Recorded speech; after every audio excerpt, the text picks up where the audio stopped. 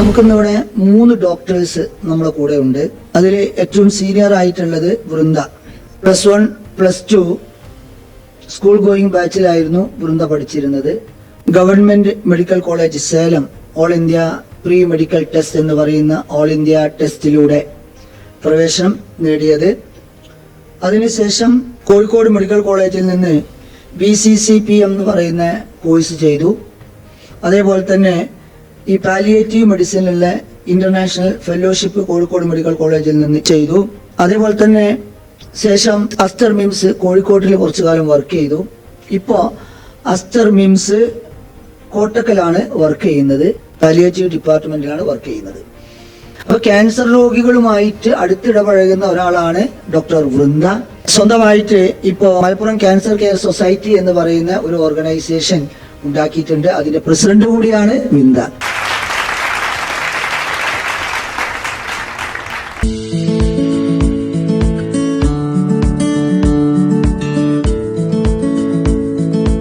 Universal എന്ന് പറയുന്നത് ഒരു ഇൻസ്റ്റിറ്റ്യൂട്ട് അല്ല ഞങ്ങളെയൊക്കെ സംബന്ധിച്ച്. കാരണം ഇതൊരു വീടാണ്. ഇവിടുത്തെ ഓരോ അംഗങ്ങളും ലൈക്ക് നമ്മളൊരു ഫാമിലി മെമ്പേഴ്സ് പോലെ തന്നെയാണ്. അത് ടീച്ചേഴ്സ് ആയാലും സ്റ്റാഫ് ആയാലും ആരായാലും ആ ഒരു ബോണ്ട് ഇപ്പോഴും ഇന്നും ഞാൻ ഇങ്ങോട്ട് വരുമ്പോഴും എനിക്ക് ആ സന്തോഷം കിട്ടുന്നുണ്ട്. ഞാൻ യൂണിവേഴ്സിൽ ഓപ്റ്റ് ചെയ്യാൻ ഒരു കാരണമേ ഉള്ളൂ. നിങ്ങൾക്ക് എന്തായിരിക്കും? Air factor. അത് നമുക്ക് എവിടെയും കിട്ടില്ല. ഇത്രയും സമയം സാറ് സംസാരിച്ചപ്പോഴും ഞാൻ ഓരോ പോയിന്റ് നോട്ട് ചെയ്ത് സാറിന് ഒരു മാറ്റവും ഇല്ല. അല്ല, സാറൊരു ടീച്ചറായിട്ട് അല്ലെങ്കിൽ ഒരു ഇൻസ്റ്റിറ്റ്യൂഷന്റെ ഹെഡായിട്ടല്ല ഇരിക്കുന്നത്, നമ്മളുടെ പാരന്റ് ആയിട്ടാണ്. കാരണം നമ്മളുടെ ഓരോ ഇമോഷൻസിലും നമ്മളുടെ ഓരോ ഇതിന്റെ ഒന്നും കാര്യമില്ല ശരിക്കും, അല്ലേ? നിങ്ങൾ പഠിക്കുന്നുണ്ടോ? നിങ്ങൾക്കുള്ള എല്ലാ മെറ്റീരിയൽസും സാറിന് തരുന്നുണ്ട്, നല്ല ക്ലാസ് കിട്ടുന്നുണ്ട്. വേണമെങ്കിൽ പഠിച്ചോട്ടെ ചോദിച്ചു പോയാൽ മതി. അതാണ് യൂഷ്വലി എല്ലായിടത്തും നടക്കുന്നത്. അതല്ല, സാറ് നമ്മളുടെ എല്ലാത്തിനും നമ്മുടെ കൂടെ ഉണ്ടാവും. നമുക്കൊരു അപ്സ് വരുമ്പോ അതിന്റെ കൂടെ സന്തോഷിക്കാൻ മാത്രമല്ല, നമ്മൾ അത്രയും ഡൗൺ ആയിരിക്കുന്ന സമയത്ത് സാർ ഈ ക്ലാസ്സിൽ പറയുന്ന കാര്യങ്ങൾ മാത്രമല്ല, പേഴ്സണലി സാറിന്റെ അടുത്ത് എത്തിയിട്ടുള്ള ഒരാൾക്ക് അറിയാൻ പറ്റും. നമ്മൾ A to Z മനസ്സിലാക്കിയിട്ടാണ് സാർ ഇരിക്കുന്നത്. നമ്മളുടെ കൂടെ ഒരാൾക്കൊരു അപകടം വന്നപ്പോ സാറിന് വിഷമം, സാർ ഒരു പാരന്റ് എന്നുള്ള സ്ഥലത്ത് നിന്നിട്ടാണ് സാർ വിഷമിക്കുന്നത്. അതാണ് വ്യത്യാസം. ആ ഒരു ഫാക്ടർ നിങ്ങൾക്ക്, ആ ഒരു കരുതൽ, ആ ഒരു സ്നേഹം നിങ്ങൾക്ക് വേറെ എവിടെ ഒന്നും കിട്ടില്ല. അപ്പൊ ആ ഒരൊറ്റ ഫാക്ടറിലാണ് ഞാൻ ഇവിടെ തന്നെ റിപ്പീറ്റ് ചെയ്യണം എന്നുള്ളത് ഡിസൈഡ് ചെയ്തത്. അതാണ് എന്റെ ലൈഫിലെ മോസ്റ്റ് ടേണിംഗ് പോയിന്റ് എന്ന് പറയുന്ന കാരണം. നിങ്ങൾ ഇവിടെ ഇരിക്കുന്നത് എന്തിനാണ് എന്നുള്ളൊരു ബോധം നമുക്ക് ഉണ്ടായാൽ മതി. അത് ആ ഒരു മോട്ടീവ് നമ്മളുടെ ഉള്ളിൽ എപ്പോഴും ഉണ്ട് എന്നുണ്ടെങ്കിൽ, നിങ്ങൾക്ക് ഉറങ്ങുമ്പോഴാണെങ്കിലും നിങ്ങളുടെ പേരിന്റെ മുന്നിൽ ഡോക്ടർ എന്ന് നിങ്ങൾക്ക് കാണുന്നുണ്ടെങ്കിൽ നിങ്ങൾ അതിനു വേണ്ടി എന്തായാലും ശ്രമിക്കും. നിങ്ങൾക്ക് അതിന് കിട്ടുന്ന എല്ലാ ഓപ്പർച്യൂണിറ്റീസും നിങ്ങൾ മാക്സിമം യൂട്ടിലൈസ് ചെയ്യും. എന്നാൽ എന്തായാലും നിങ്ങൾക്ക് അതിലേക്ക് എത്താൻ പറ്റും. അത്രേ ഉള്ളൂ. അതിൽ ഒരു ഷോർട്ട് കട്ടും ഇല്ല. നമ്മൾ കഷ്ടപ്പെട്ട് അധ്വാനിച്ച് നമ്മൾ ആഗ്രഹിച്ചൊരു സാധനം കിട്ടിയിട്ട് അതിലൂടെ നമ്മൾ കടന്നു പോകുമ്പോഴുള്ളൊരു ത്രില്ലുണ്ട്. അതിൽ ഓരോ കാര്യങ്ങളും എക്സ്പീരിയൻസ് ചെയ്ത് പോകുമ്പോഴുള്ള ആ ഒരു അഡ്രിനാലിൻ റഷ് എന്ന് പറയുക, അത് നമുക്ക് ഇങ്ങനെ പറയാൻ പറ്റില്ല. അത് നമുക്ക് അനുഭവിച്ച് മനസ്സിലാക്കേണ്ട കാര്യമാണ്. കാരണം നമ്മൾ അതിന് വേണ്ടിയിട്ടാണ് ഇത്രയും കഷ്ടപ്പെടുന്നത്. നിങ്ങളുടെ കൂടെയുള്ള ബാക്കി ഫ്രണ്ട്സൊക്കെ ചിലപ്പോൾ എൻജോയ് ചെയ്ത് നടക്കുന്നുണ്ടാവും. അവരുടെ റീൽസ്, സ്റ്റാറ്റസ് എല്ലാം കാണുമ്പോൾ നിങ്ങൾക്ക് ഭയങ്കര സങ്കടം വരുന്നുണ്ടാവും, അല്ലെ? പക്ഷെ അപ്പൊ നമ്മൾ ഈ ബാക്കിയൊക്കെ മാറ്റി വെച്ച് ഇതിനു വേണ്ടി ഇരുന്ന് കഷ്ടപ്പെട്ട് നമുക്ക് ആ പൊസിഷനിൽ നമ്മൾ എത്തുമ്പോൾ കിട്ടുന്ന സന്തോഷം, അപ്പൊ പിന്നെ ബാക്കിയൊക്കെ നമുക്ക് കടന്നു പോകാൻ പറ്റും. ഏത് സമയത്തും നിങ്ങൾക്ക് അപ്രോച്ച് ചെയ്യാൻ AF എന്ന് പറഞ്ഞൊരു വൻമരം അവിടെ ഉണ്ട്. ഇവിടുത്തെ ഫാക്കൽറ്റീസും ഉണ്ട്, അല്ലെ? യൂണിവേഴ്സിറ്റിയിൽ പഠിക്കുമ്പോൾ ഇപ്പൊ നിങ്ങൾക്ക് MBBS നിങ്ങൾ കഴിഞ്ഞു, അത് കഴിഞ്ഞ് PGയുടെ കോച്ചിങ്ങിന്റെ കാര്യത്തിന്, അല്ലെങ്കിൽ PG ഏത് കോളേജിൽ എന്ത് എടുക്കണം എന്നുള്ള ഒരു കാര്യത്തിനൊന്നും നിങ്ങൾക്ക് ഒരു ഡൗട്ടും വേണ്ടിവരില്ല. കാരണം ഇന്ത്യയിലെ എല്ലാ ഇൻസ്റ്റിറ്റ്യൂട്ടിലും നമുക്ക് യൂണിവേഴ്സലിലെ സ്റ്റുഡൻസ് ഉണ്ട്, പഠിച്ചിറങ്ങിയിട്ടുണ്ട്. അപ്പൊ അങ്ങനെ ഒരു കാര്യത്തിനൊന്നും നിങ്ങൾക്ക് ഒരു സംശയത്തിന്റെ ആവശ്യം ഉണ്ടാവില്ല. ആസ് ഓൾവേസ് AF സാർ അടുത്ത് എത്തിയാൽ മതി, അതിനൊരു സൊല്യൂഷൻ ഉണ്ടാവും. അതാണ് ഇപ്പൊ കഴിഞ്ഞാലും നമ്മൾ ഏത് ജേണിയിലും സാർ ഉണ്ടാവും നമ്മുടെ കൂടെ. അത് ഭയങ്കര വലിയൊരു സപ്പോർട്ടാണ്. കാരണം എനിക്ക് തോന്നുന്നില്ല എല്ലാവരുടെയും കുടുംബത്തിൽ ഇങ്ങനെ ഒരു അഡ്വൈസ് ചെയ്യാൻ പറ്റിയ ഒരാളുണ്ടാവുന്നു. എന്റെ ഫാമിലിയിലൊന്നുമില്ല. എന്റെ ഫാമിലിയിലെ ഫസ്റ്റ് ഡോക്ടറാണ് ഞാൻ. എന്റെ അച്ഛന്റെ ആയാലും അമ്മയുടെ ആയാലും ഹോൾ ഫാമിലിയിലെ ഫസ്റ്റ് ഡോക്ടറാണ്. സോ എന്നെ ഗൈഡ് ചെയ്യാൻ എൻ്റെ ഫാമിലിയിൽ ആരും ഉണ്ടായിട്ടില്ല.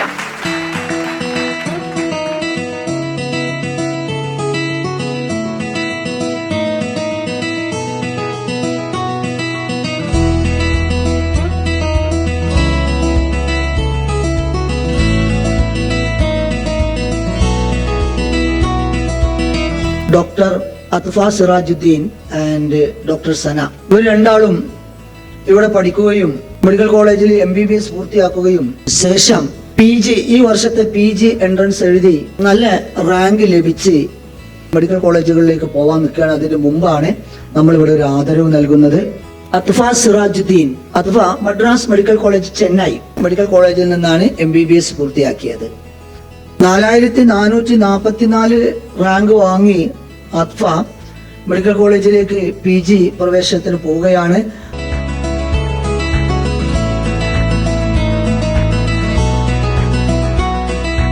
എനിക്ക് പറയാനുള്ളത്, നമുക്കൊരു ചെറിയ പ്രതിസന്ധി വന്നാൽ അവിടെ തളർന്ന് പിന്നീട് മാറ്റിവെക്കല്ല വേണ്ടത്, പക്ഷെ അപ്പം തന്നെ നമ്മൾ അതിനോട് പൊരുതുക വേണ്ടത്. എനിക്ക് തോന്നുന്നത് പ്രതിസന്ധി ഉണ്ടാകുമ്പോഴാണ് നമ്മൾ കൂടുതൽ എഫേർട്ട് എടുത്ത് പഠിക്കുകയെന്ന്.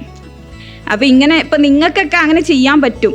പിന്നെ ഈ ഡിപ്രഷൻ വരും, അത് മൈൻഡാക്കരുത്, അത് ഇടയ്ക്ക് വരും. അപ്പം വേറെ എന്തെങ്കിലും മാർഗം കണ്ടിട്ട് അത് ഒഴിവാക്കണം.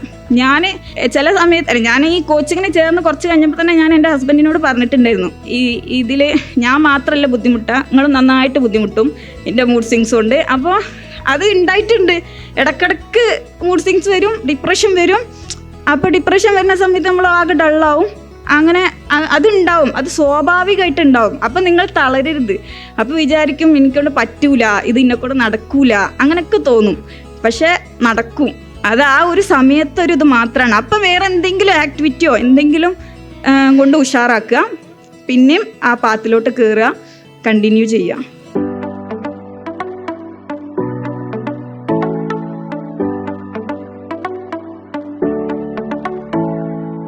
ഭയങ്കര ഉള്ളിൽ നിന്നാണ് സംസാരിച്ചത് അത്ഫ. ഫീൽ ചെയ്തില്ലേ? ഞാനത് ഇങ്ങനെ കാണുകയായിരുന്നു. പെൺകുട്ടികളോട് ഒരു കാര്യം പറയാനുള്ളത്, അത്ഫ പറഞ്ഞു 100% കറക്റ്റാ. പെൺകുട്ടികൾക്ക് ഒരു ജോലിയും കൂടി ചെയ്യാനുണ്ട്. കല്യാണം കഴിഞ്ഞാൽ ഗർഭം ധരിക്കുന്നത്, പ്രസവിക്കുന്നത്, മക്കളെ നോക്കുന്നത്, കുടുംബം നോക്കുന്നത്, ഇതൊക്കെ ഉത്തരവാദിത്തം സ്ത്രീകളിലാണ്. അപ്പൊ അതിന്റെ കൂടെ ആണുങ്ങളെ പോലെ അക്കാഡമിക്സ് മാത്രം കൊണ്ടടക്കാൻ ചിലപ്പോൾ കഴിയൂല. അപ്പൊ ഭയങ്കര സപ്പോർട്ട് വേണം അവർക്ക്. ആൺകുട്ടികളോട് എനിക്ക് പറയാനുള്ളതാണ്, നിങ്ങളുടെ ജീവിതത്തില് നിങ്ങളെ ഭാര്യമാർക്ക് ഭയങ്കര സപ്പോർട്ട് നിങ്ങൾ ചെയ്തു കൊടുക്കണം. നിങ്ങൾ ഇവര് ഭയങ്കര ഉഷാറാ, ഇവർ മുന്നോട്ട് വന്നോളും. ആ ഒരു സപ്പോർട്ട് ചെയ്യാന് ഇങ്ങേ ഭാഗത്ത് ഒരാളുണ്ടെങ്കിൽ അവർ കയറിക്കോളും, അവർ മക്കളും നോക്കിക്കോളും, അവർ കുടുംബം നോക്കിക്കോളും, അവർ പഠിച്ചും ചെയ്തോളും. പെൺകുട്ടികളെ ഒരു കാര്യം പ്രത്യേകം അവർക്ക് അതിൻ്റെ ഇടയിൽ നല്ല ഡിപ്രഷൻ വരും, സങ്കടം വരും, ബേജാറുകൾ വരും, കുത്തിപ്പറിച്ചിലുകൾ വരും. ആൺകുട്ടികളെ കുത്തി പറഞ്ഞ അതിലൊന്ന് പെൺകുട്ടികളെ കൂടുതൽ പറയും, അത്ര ഹൈറ്റ് ഉണ്ട്, വെയിറ്റ് ഉണ്ട്, കല്യാണം കിട്ടൂല, കുടുംബം ഇത് പ്രശ്നമാവും എന്നൊക്കെ ആൾക്കാർ പറയും. ഇതൊന്നും മൈൻഡ് ചെയ്യണ്ട. അപ്പൊ അതിനൊക്കെ അതിജീവിച്ചാണ് അത്വ 4 കൊല്ലം കഴിഞ്ഞിട്ട് PG എഴുതി പാസ്സായി എന്നുള്ളത് വളരെ ഹൃദയത്തിന്റെ ഭാഷയിൽ പറഞ്ഞ് നമ്മൾ മനസ്സിലാക്കിയിട്ടുണ്ട്. ഇത് തന്നെയാണ് നിങ്ങൾക്ക് കിട്ടേണ്ട ഏറ്റവും പ്രധാനപ്പെട്ട ഒരു പാഠം.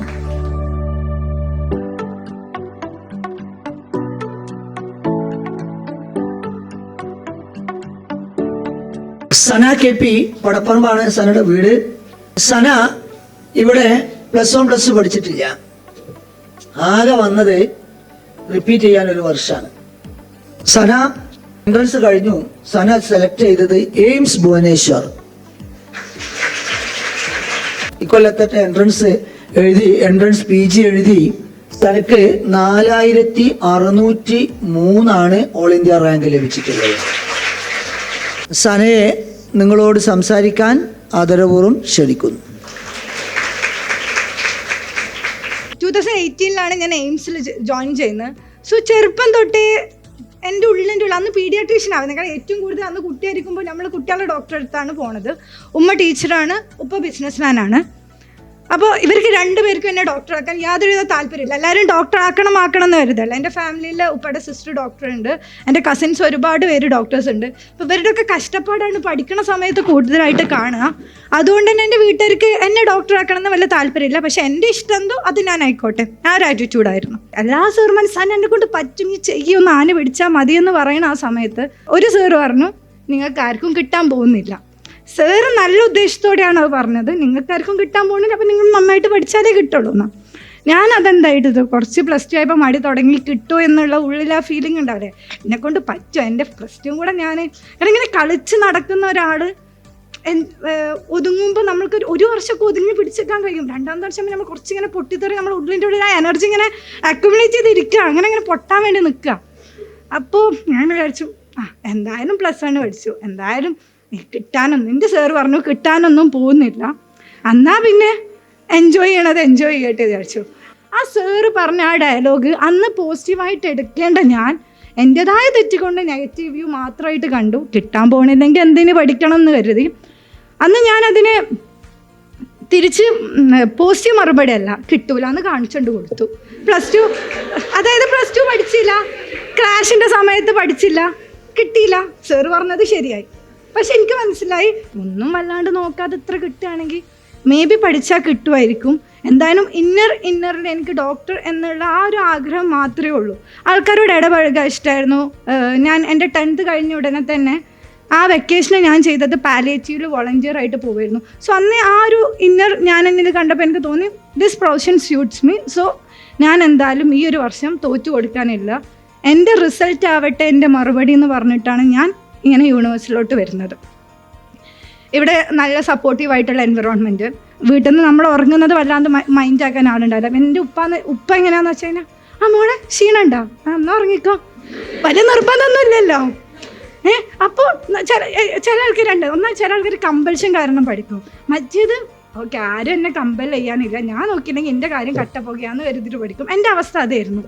ഓക്കെ ഇന്ന് കുറേ ചെയ്യാണ്ട് വയ്യ, ഓക്കെ ഇന്ന് ചെയ്യണ്ട, ആ ഒരു ആറ്റിറ്റ്യൂഡായിരുന്നു. അപ്പോൾ എൻ്റെ കാര്യം എനിക്ക് തന്നെ നോക്കണം എന്നുള്ള പോലെ.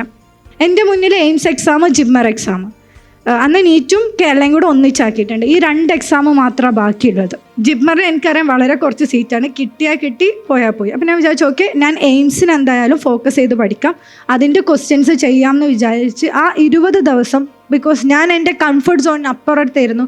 എനിക്ക് നേടിയില്ലെങ്കിൽ ഞാൻ 0 ആയി പോവും, എനിക്ക് റിപ്ലേസ് ഇല്ല എന്നറിയുന്നുണ്ട്.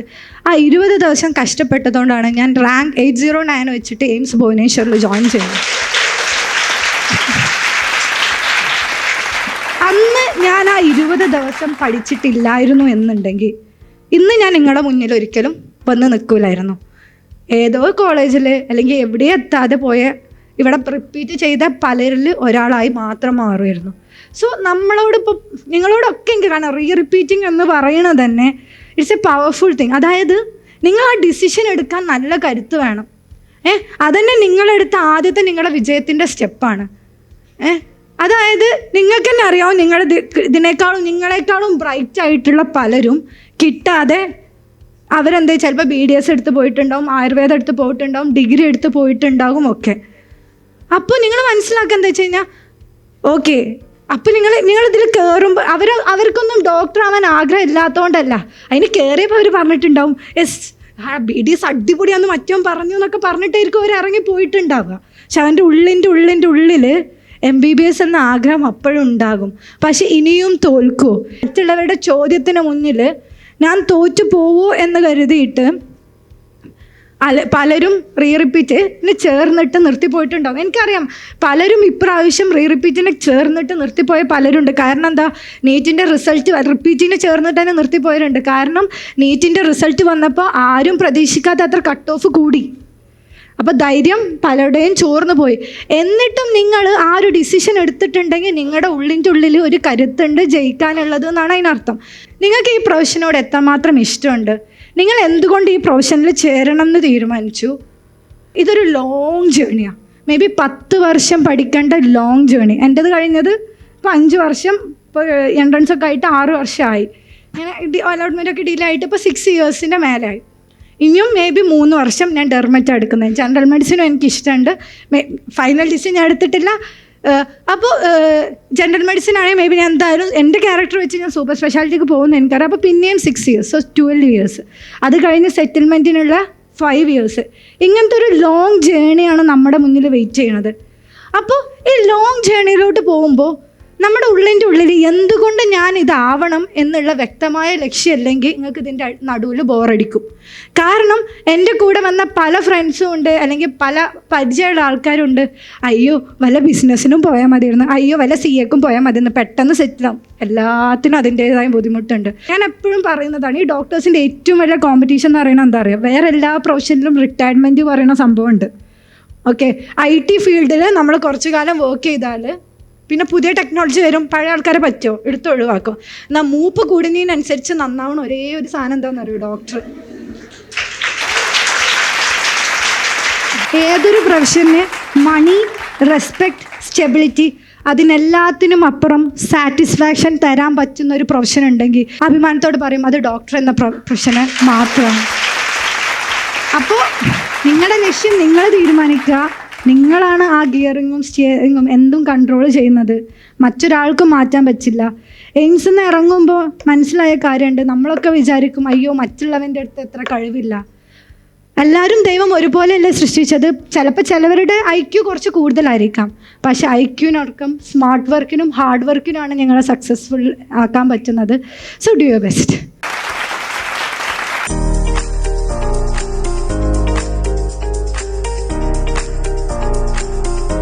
ഞാൻ പലപ്പോഴായി പറഞ്ഞതൊക്കെ പറഞ്ഞുകൊണ്ടിരിക്കുന്നതൊക്കെ സന കുറച്ചു നേരം കൊണ്ട് ജീവിതം പറഞ്ഞ് നിങ്ങൾക്ക് വരച്ച് കാണിച്ചു തന്നു. അപ്സും ഡൗണും ഡിപ്രഷനും പ്രശ്നവും ഗോൾഡ് മെഡലും ജീവിതവും കുടുംബവും പുജാപ്പളി നാട്ടുകാരും വർത്താനവും കുറ്റപ്പെടുത്തലും ഒക്കെ അതിൽ വന്നു. ഇതന്നെയാണ് ലൈഫ്. നിങ്ങൾ മനസ്സിലാക്കുന്നതാണ് ലൈഫ്. അല്ലാതെ ഒരിക്കലും സ്റ്റേബിൾ ആയിട്ടുള്ള ലൈഫ് ഉണ്ടാവില്ല. 100% കറക്റ്റ്. ഇതൊക്കെ നമ്മളൊക്കെ പിന്നെ മനസ്സിലാക്കേണ്ട ഒരു കാര്യം അതാണ്. നിങ്ങൾ ചില ഒരു ചെറിയ ഒരു കാര്യം കിട്ടുമ്പോഴേക്ക് മൂഡ് സിങ്ങായി, ഡിപ്രഷനായി, പ്രയാസമായി, ഇനി പൊങ്ങൂല, താഴോട്ട് പോകും. താഴോട്ട് പോയിട്ട് പൊങ്ങണം. എത്ര വട്ടം വീണെന്നുള്ളതല്ല, എത്ര വട്ടം അത് പൊങ്ങുന്നു എന്നുള്ളതാണ് പ്രധാനം എന്ന് എപ്പോഴും എല്ലാവരും പറയാറുള്ളതാണ്. അപ്പൊ നിങ്ങളൊക്കെ നല്ല ഡോക്ടർമാരാവണം, ആവുമ്പോ ഈ സമൂഹത്തിൽ എന്തൊക്കെ നമുക്ക് ചെയ്യാൻ പറ്റുമോ അതൊക്കെ നമ്മൾ ചെയ്യണം. അതിലേക്കുള്ള ഒരു ഉറച്ച കാൽവെപ്പായിട്ടാണ് ഞാൻ വൃന്ദയുടെ ഈ ശ്രമത്തെ നോക്കിക്കാണുന്നത്. അതുകൊണ്ട് തന്നെ ഈ ഒരു പ്രോഗ്രാം, ഇന്നത്തെ പ്രോഗ്രാം ഡോക്ടേഴ്സ് വിത്ത് ഫ്യൂച്ചർ ഡോക്ടേഴ്സ് അല്ല. ഇന്നത്തെ പ്രോഗ്രാം മികവിന് ആദരാണ്. ഈ 3 ആളുടെയും മികവിന് ആദരം നൽകുന്ന ഒരു പ്രോഗ്രാമാണ്. ഞങ്ങളുടെ സബ്ജക്റ്റുകളില് ഒരു പ്രത്യേക സൂത്രവാക്യമുണ്ട്. നമ്മളൊക്കെ പഠിച്ച ഈ സൂത്രവാക്യം മാത്തമാറ്റിക്സിൽ 1+1=2 ആണ്. 1+1=2. ഞങ്ങൾ പഠിച്ച ഞങ്ങളുടെ സബ്ജക്റ്റില് 1+1=2 എന്നുള്ളതാണ്. ഒരാളും സമന്മാരായിരിക്കരുത്. എല്ലാവരും നന്നായിട്ട് പോരടിക്കുക. വിജയം ഏതെങ്കിലും ഒരു വശത്തായിട്ട് നിങ്ങൾക്ക് ദൈവം ഉണ്ടാക്കി വെച്ചിട്ടുണ്ടായിരിക്കും.